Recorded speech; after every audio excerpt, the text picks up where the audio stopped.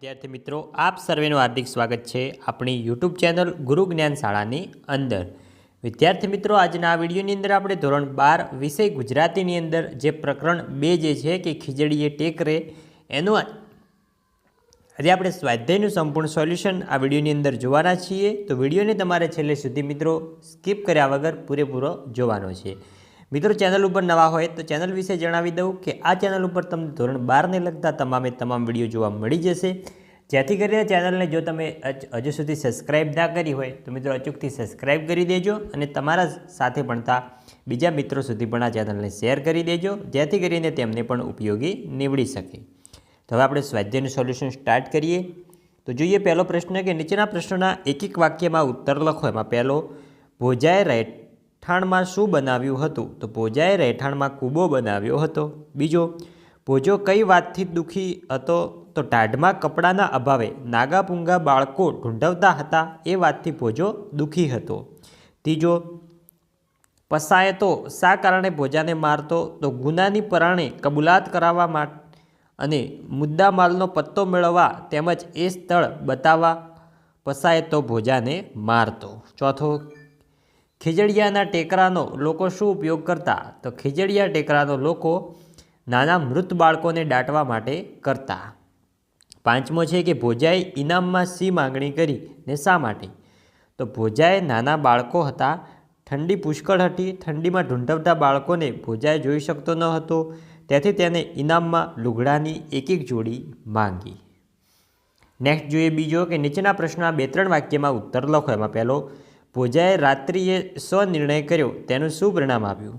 તો ભોજાએ રાત્રિએ માધિયાના હાટના ખોખરા કમાળ ગણેશિયાથી ઉગાડ્યા, હાટમાંથી કાપડ ઉગારીને ઘર ભેગું કરી દેવાનો નિર્ણય કર્યો।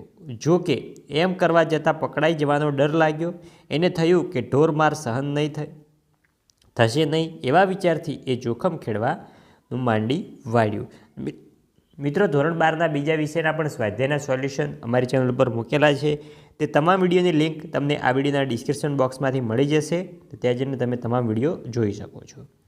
જોઈએ બીજો પ્રશ્ન કે પોસ્ટ માસ્ટરના જીવનમાં શી ઘટના બની? તો પોસ્ટ માસ્ટરના જીવનમાં વર્ષો પછી પુત્ર પ્રાપ્તિ થઈ, નસીબમાં નહીં હોય ત્યાંથી પુત્ર જન્મ્યા પછી મરી ગયો। પોસ્ટ માસ્ટરને ત્યાંથી ભારે આઘાત લાગ્યો, એ બાળકની પાછળ તેને સારું એવું દાન પુણ્ય પણ કર્યું। માવજીની દુકાનેથી ઊંચામાં ઊંચી રેશમી કાપડ લઈને મૃત બાળકને તેમાં વીંટળી ખીજડીએ ટેકરે દાટી દીધો।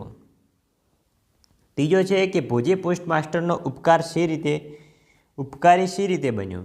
તો ભોજાએ ટેકરામાં દાટેલા પોસ્ટ માસ્ટરના મૃત બાળકના અંગ પરથી કપડું સરકાવી લેવાનો ઈરાદાથી તેની કબર ખોદી, ત્યાં તો એ અચેત બાળક સળવળી ઉઠ્યું। ભોજાએ જોયું તો એ બાળક જીવતું હતું। ભોજો બાળકને લઈ પોતાના ઘરે આવ્યો, તેની પત્ની તેને પોતાની ગોદમાં લીધો। અનેક મનોમંથન પછી ભોજાએ પોતાની ગુનાની કબૂલાત કરી લીધી અને એ બાળકને પોસ્ટ માસ્ટરને સોંપી દીધું। આ રીતે જીવિત બાળક મળતા પોસ્ટ માસ્ટર અત્યંત ખુશ થઈ ગયો। આમ આ રીતે પોસ્ટ માસ્ટર અને તેના પત્નીનો ભોજો ઉપકારી બન્યો।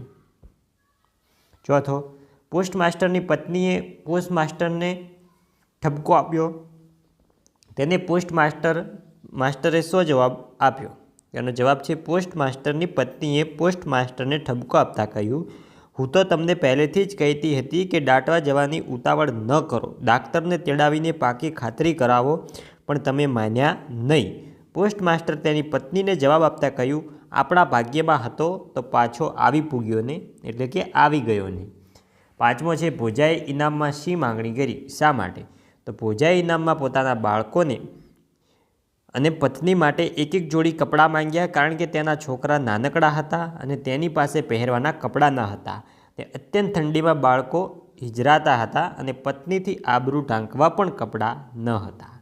જોઈએ ત્રીજો કે નીચેના પ્રશ્નોના સવિસ્તર ઉત્તર લખો।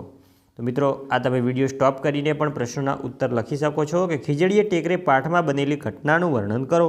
તો મિત્રો સંપૂર્ણ જવાબ લખેલો છે, તમે વિડીયો સ્ટોપ કરીને આનો જવાબ લખી શકો છો। તો આપણે નેક્સ્ટ પ્રશ્ન તરફ આગળ વધીશું। નેક્સ્ટ પ્રશ્ન છે બીજો કે ખીજડીએ ટેકરે પાઠના શીર્ષકની યથાર્થતા ચર્ચો।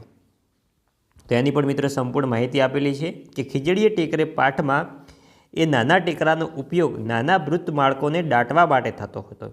તેની જમીન બહુ કઠણ ન હોવાથી સદી નાની કોશ વડે પણ એનું ખોદકામ એકલે હાથે થઈ શકતું. ભોજાના નાના બાળકોના અંગને ઢાંકવા માટે પણ કપડાં ન હતા. ખાતર પાડવામાં પાવરદ્રા ભોજાએ પોતાના ગામના પોસ્ટ માસ્ટરના મૃત બાળકની કબર ખોદી તે બાળકના અંગ પરથી કપડું ચોરી લેવાનો વિચાર કર્યો.